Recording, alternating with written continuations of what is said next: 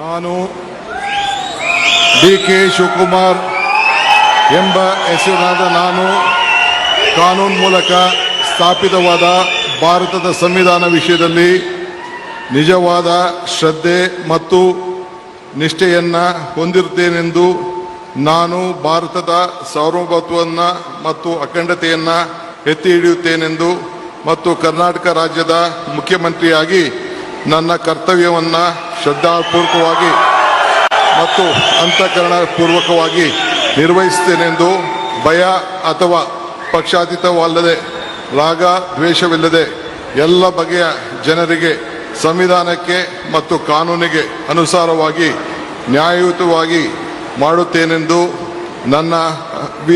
ನನ್ನ ಅಜ್ಜ ಗಂಗಾಧರಜ್ಜನ ಹೆಸರಿನಲ್ಲಿ ಪ್ರಮಾಣ ಮಾಡುತ್ತೇನೆ. ಶ್ರದ್ಧಾಪೂರ್ವಕವಾಗಿ ಪ್ರತಿಜ್ಞೆಯನ್ನು ಮಾಡುತ್ತೇನೆ.